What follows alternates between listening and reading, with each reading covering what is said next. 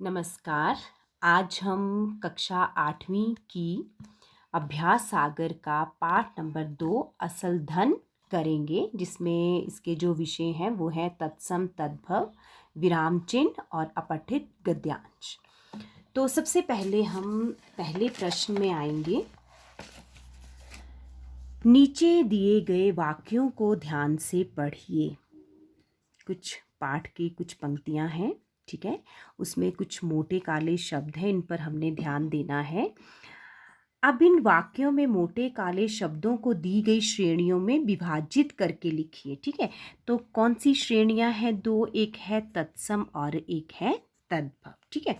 तो सबसे पहले हम जानेंगे तत्सम शब्द होते क्या हैं, ठीक है। तो तत्सम शब्द वे शब्द हैं जिन्हें संस्कृत भाषा से सीधे बिना किसी परिवर्तन के हिंदी में शामिल किया गया है, ठीक है। जैसे कुछ मैं उदाहरण दूंगी। जैसे हमारे तत्सम शब्द हैं घृत, घृत, अग्नि, मयूर आदि, ठीक है। ये है तत्सम शब्द। उसके बाद है तद्भव। तद्भव का अर्थ है जैसे समय और परिस्थिति के कारण कुछ परिवर्तन होने से जो शब्द बने हैं उन्हें तद्भव कहते हैं। तो इसका शाब्दिक अर्थ जो है वो तत् जमा भव, ठीक है। यानी कि इससे उत्पन्न, मतलब जो संस्कृत से उत्पन्न शब्द हैं उन्हें कहते हैं तद्भव।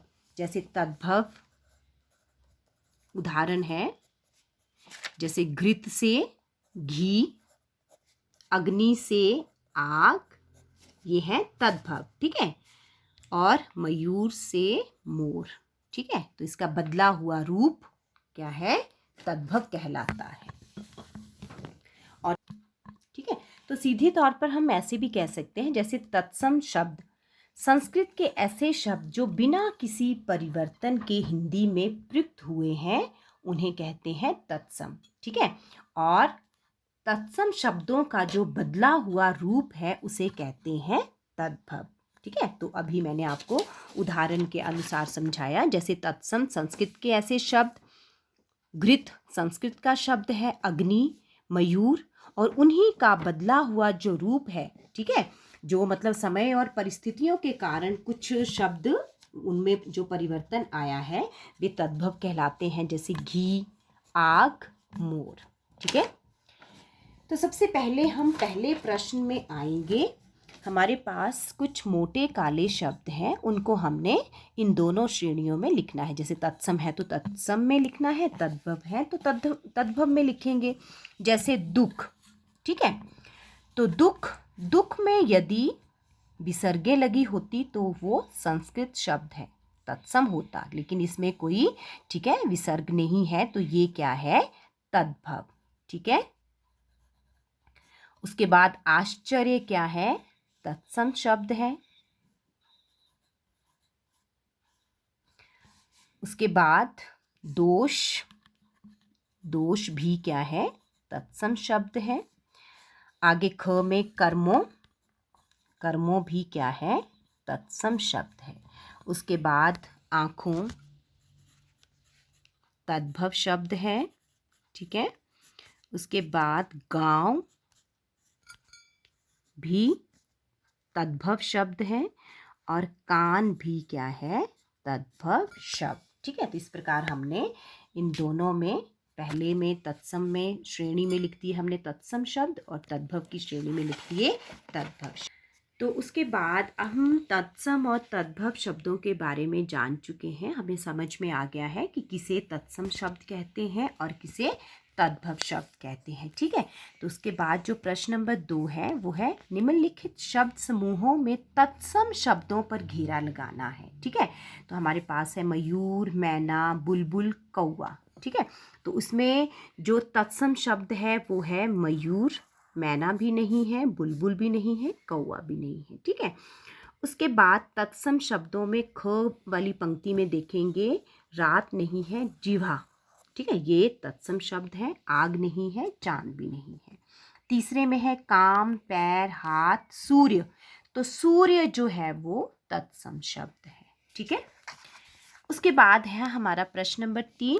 अब निम्नलिखित शब्द समूहों में तद्भव शब्दों पर घेरा लगाना है। ठीक है, पहले हमने तत्सम शब्दों पर घेरा लगाया, अब लगाएंगे हम तद्भव शब्दों पर। ठीक है, तो इसमें देखेंगे काठ, स्थान, गुण, दोष। ठीक है, तो इसमें हमारे पास क्या है, काठ जो है वो तद्भव शब्द है, स्थान, गुण, दोष नहीं है। उसके बाद आगे है तद्भव शब्द में दुख भी है और दही भी है, दधी से दही होता है। ठीक है, आश्चर्य और बुद्धिमान नहीं है। ग में क्रोध, मोर जो है वो क्या है, तद्भव, क्योंकि मयूर से मोर बना है।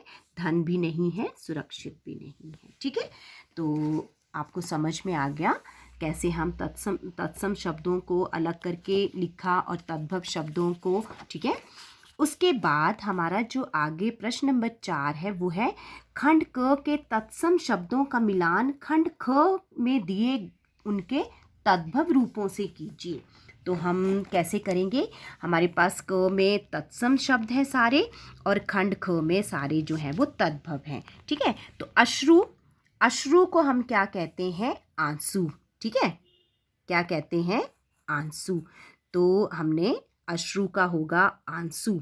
क्षेत्र, क्षेत्र होता है खेत, तो हमारे पास दूसरा आ गया खेत। निद्रा, निद्रा का तद्भव रूप है नींद। ठीक है, जिह्वा, जिह्वा का तद्भव रूप है जीभ। और अक्षी का तद्भव रूप कौन सा है, आँख। ठीक है, तो समझ में आ गया होगा सबको। ठीक है, उसके बाद हमारा प्रश्न नंबर 5 है निम्नलिखित वाक्यों को उचित शब्दों द्वारा पूरा कीजिए।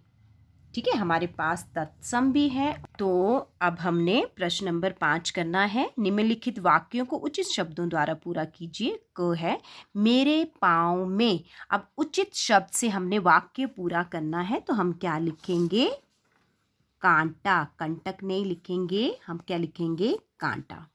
पेड़ के पत्र नहीं लिखेंगे, हम लिखेंगे पत्ते। ठीक है, वे कल घर प्रवेश नहीं कहते हैं, हमारा वाक्य कैसे पूर्ण होगा, गृह, गृह प्रवेश करेंगे। रावण के कितने थे, 10, 10 जो है वो लिखेंगे 10 सिर थे। भगवान को क्या कराएंगे हम, दुग्ध स्नान। कहते हैं भगवान को दुग्ध जो है वो उचित शब्द है, दुग्ध स्नान करवाओ। ठीक है, तो ये है आपका प्रश्न नंबर 5। चलिए इसके बाद हम आते हैं प्रश्न नंबर 6 में। तो दिए गए चित्रों के सामने उनके नाम के तत्सम और तद्भव रूप लिखने हैं। ठीक है, तो अब हमारे पास क्या है, चित्र हैं। ठीक है, और उनके हमने तत्सम और तद्भव रूप लिखने हैं। तो सामने देखिए, सबसे पहले कौन सा चित्र हमें नज़र आ रहा है, ये है तत्सम, इसको नाक है, तो हम तत्सम में क्या लिखेंगे, नासिका। ठीक है, नासिका और तद्भव बन गया आपका नाक। ठीक है, आगे है दूसरा चित्र हमें नजर आ रहा है, सूर्य, सूरज। ठीक है, उसके बाद पत्र और पत्ता। ठीक है, उसके बाद है वृक्ष, चित्र आपको नजर आ रहा है, पेड़ इसका तद्भव रूप है।